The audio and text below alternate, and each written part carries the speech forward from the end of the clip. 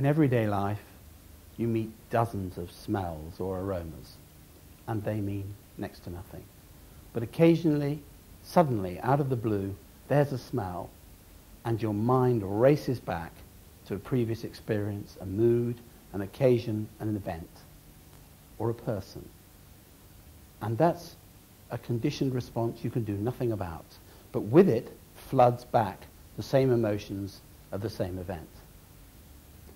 Now, taste works in a similar way, but at a far lower level. It's not as emotive, it's not as exciting, because you meet most of the tastes all the time.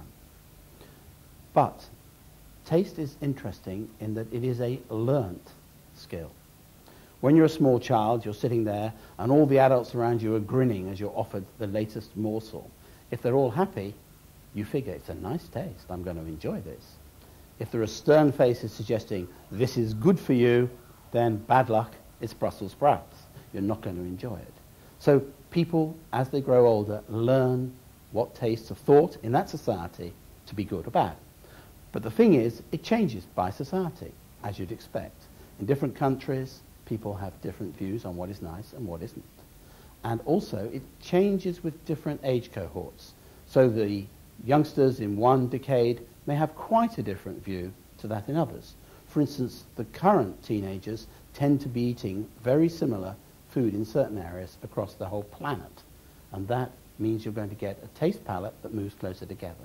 So culture and taste palette are closely linked. Now, what you'll need to think about is that within a product of food or a drink, you're going to have 150, 160 tastes. Some of those are tastes, some of those are textures, and some may be the movement of the taste through the mouth. And some will be key and very important, and others will be not really very important at all. And I'll give you a couple of examples now of how, if understanding the meaning and the psychology and the mood of that taste is grasped, how you can use it. The first one is cider. Cider, as you probably know, is a fermented juice of apples. Now, children, at least in the UK, and the first two are UK stories, the children in the UK will take a 2-litre bottle of this, and they'll go into the playing fields or out into the park, and they will drink it, and they will all get plastered. And then they will be sick. And that actually helps imprint the taste, as you might imagine. But the critical tastes in cider are there is a strong astringency, a sort of running of water in the mouth, the sides of the tongue. And there's also a simple, light fruit taste, which is the apple. Now, when that 12-year-old becomes 24, and he's in a pub and he's trying to impress the ladies and all urbane and sophisticated, he has a cider. But suddenly, just like that smell, the taste brings back a whole host of messages, and he feels childish. He doesn't know why, but he does. He has one glass. And that has limited the UK cider market for 30 years. They could get nobody beyond one glass. But if you take the taste apart, you can change it. So by looking at a cider, removing the acidity, reducing the astringency, and changing that fruit note into a light wine note, you break the message. No longer is there a conditioned response there, and the consumer can meet the product in a relaxed fashion. And indeed, when it was done in the UK, when we did that work, white ciders, which is what they were called, outsold lagers in the UK. The second example is Harvest Bristol Cream. Different idea, older brand. Here, the memory is very different. Here, people's memory is of going to weddings when they're 8 and 9, smelling this stuff. And therefore, the memory is a powerful one, because aroma's involved here as well. Now, when we looked into Harvest Bristol Cream, the problem was, one, there was this pungent aroma, but also there was this rich fruit cake, this dried fruit taste.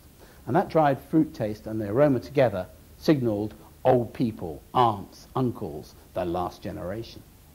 And Harvest Bristol Cream was in trouble. Croft Original, which is a light wine-based product, had accelerated past it and taken brand leadership. So all we did was alter those two tastes. The product was relaunched into a blue bottle that said, "Look at me again." No one was told of the taste change. And now Harvest Bristol Cream is the brand leader, and Croft is nowhere. that won a marketing award. I'll give you a European example. The Mars bar. You've all munched them, you all enjoyed them.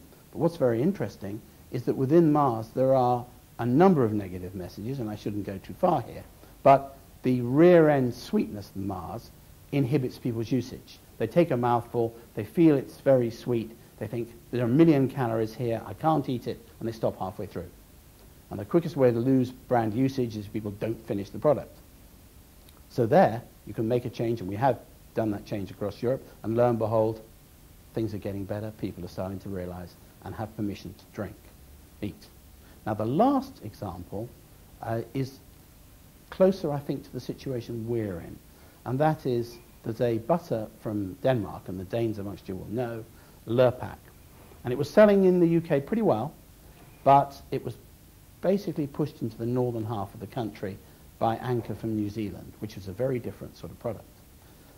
We couldn't change the taste because butter is butter. You could put nothing in it. The moment you do, it's no longer butter. So what we did was we found the emotional messages within the taste that said healthy, modern, fresh, light, and therefore suggested that you might better use this butter instead of the margarine that you've been using but have the taste of butter. And it worked. The brand gained double-digit gains for a couple of years. It moved Anchor back very seriously, and the yellow fats division of Unilever reacted so strongly they even looked at possible acquisitions in the area. So that shows you can do it, and all it needed was a communication of a few words describing the taste, that those words had meaning. The consumer ate the product, found the meaning there, found the emotions there, and so the product then took off. So if we look at taste, we realize that it is very powerful. It has a strong emotional message. You simply have to uncode it and then with creativity exploit it and alter your position in the marketplace. Thank you very much.